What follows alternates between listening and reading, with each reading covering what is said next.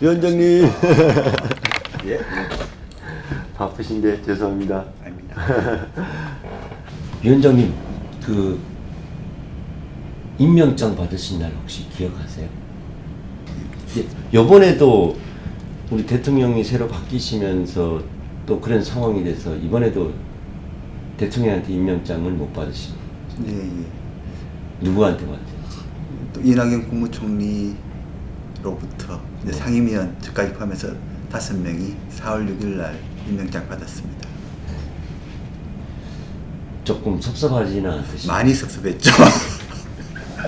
그래도 좀 그 대통령 뵙고 네. 여러 가지 좀 그 말씀드릴 것도 있고 네. 그랬었는데 그게 무산됐으니까. 네. 저는 조금 긴장 좀 풀어보자고 이야기를 했는데 정말 심각하게 했습니다. 아니, 그러니까 저도 그 생각을 예, 해가지고 예. 그러면 뭐 혹시 문재인 대통령께서 보실지 모르니까 우리 저기 조사 개시를 좀 이따 이제 시작을 해야 되겠죠. 예, 예. 그때라도 한번 오시면 참 좋을 것 같은데. 어떤 좀 계기를 만들어서 가나면 제가 찾아뵙는 게 좋을 거고. 그러지 말고 대통령님한테 여기 지금 영상 편지를 한번 띄우시죠. 우리 그런 거 잘 못합니다. 저희 위원회가 정부 부처로부터는 또 독립된 위원회고 정부 부처를 오히려 조사를 해야 될 그런 네. 위원회다 보니까 또 독립된 그런 성격이 있습니다. 오히려 다른 정부 부처 같으면은 국무총리 아래라든지 혹은 대통령 아래라는 개념이 있지만 저는 대등한 관계가 있고 그러면서 서로 협조하는 관계가 있고 또 견제해야 될 관계가 있기 때문에 그렇죠. 직속이 아닌 그렇죠. 별개의 기구로서 독립된 예, 또 위원회로서. 견제와 그런 어떤 좋은 의미의 견제가 되겠죠. 이제는 시대가. 이 견제 또 협력 이게 같이 이루어졌으면 하는 생각입니다. 그러면서 또 파고 들어가야 될 건 또 파고 들어갈 거. 파고 들어갈지 그냥 확 뒤집어 놓을지는 모르겠습니다. 아, 위원장님 뵈니까 옛날 생각이 새록새록 나서 예. 이렇게 바쁘신 중에 시간 내줘서 너무 감사한데 저희 이제 국민들이나 특히 이제 또 이 제일 답답한 쪽은 아무래도 이제 가습기 저희 세월호 이제 유가족분들 이제 피해자분들일 건데 지금 요즘 뭐 계속 연일 하루 종일 회의도 하시고 이제 저는 이제 알고 있지만 예. 대다수의 국민들께서는 특조위 뭐 하는 거야 지금 이러고 계세요. 예. 이 위원장님이 열심히 이제 일하시느라고 이제 그런 걸 모르겠지만 이제 나름대로 지금 굉장히 지금 바쁘게 돌아가는 상황인데 그래서 그런 지금 현재 지금 특조위가 절대 놀고 있지 않다 이런 거를 조금 말씀 좀 해주셨으면. 놀고 있습니다. 어제도 하루 종일 회의하셨던 것 같은데. 아예 뭐 실제로는 뭐 저희 위원회 처음에 예상하기로는 시행령이나 예비비 같은 거 조금 더 부처 간 협의가 원활하게 돼가지고 일찍 통과되면 그만큼 그 사회적 참사 특조위 활동도 빨라지니까 네. 거기 위해서 많은 준비를 했습니다만은 좀 여의치 못한 부분이 있었습니다.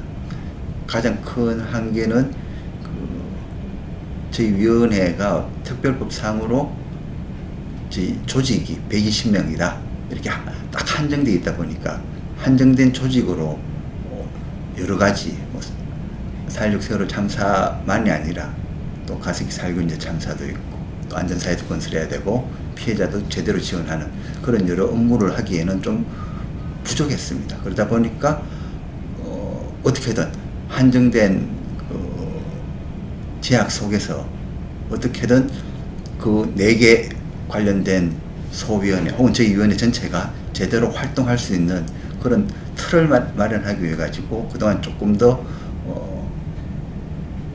시간이 많이 좀 걸린 게 아닌가 그런 생각이 듭니다. 그래서 그만큼 또 내부적으로는 준비는 계속 해 오고 있었던 거고 그게 이제 오늘 아마 별정직 공무원들에 대한 체험 공고가 나갑니다. 아, 오늘 7월 31일 1일 날. 네. 네. 많이 또 늦다고도 할 수 있고 또 그렇습니다만은 또 염려를 많이 하셨겠습니다만은 오늘 이제 체험 공고 나가면은 네.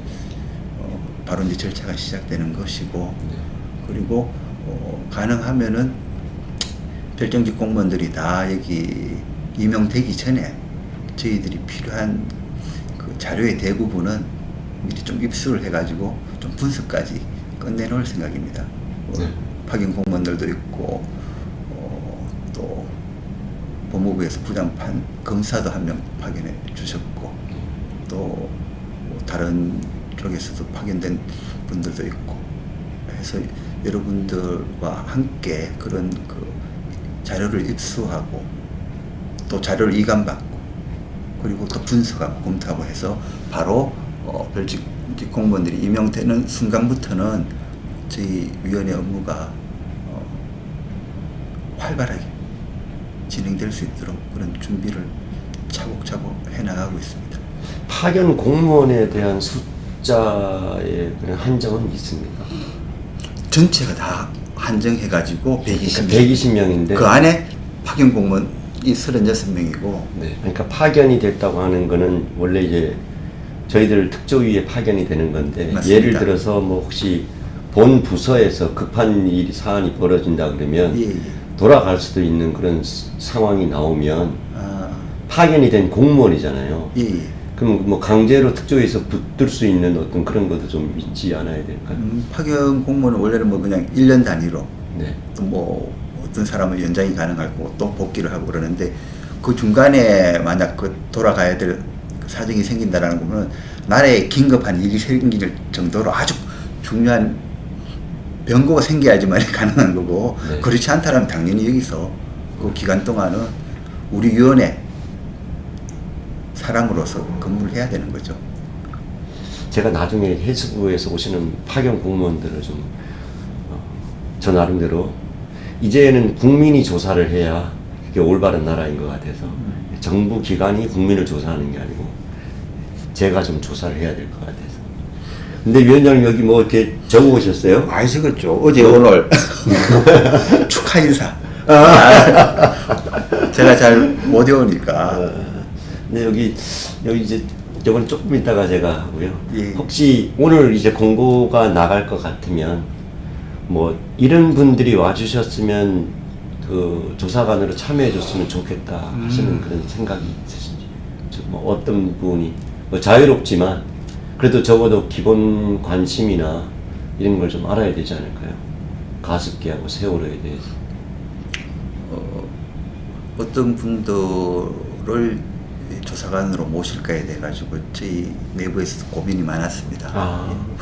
그 어떤 또 구체적인 그 공무원으로 채용되는 절차가 있기 때문에 네. 그게 또 합당해야 될 거고 그러면서도 또 사실은 그 조사관들이 조사를 하는 것이니까 조사관들이 대안도 마련해야 되는 것이고 그래서 가장 엄정하게 오면서도 참 훌륭하신 분들이 오는 게 위원회가 사는 길이다 그런 생각을 하고 있고 또 그런 분들을 모시도록 노력을 하겠습니다. 그런 분들은 어떤 분들은 전문성이 있을 수도 있을 거고 그런 게 필요한 분야도 있고 또 어떤 분은 또 뭐 열의가 중요한 부분도 있고 제가 이제 저는 이제 면접위원이 아니니까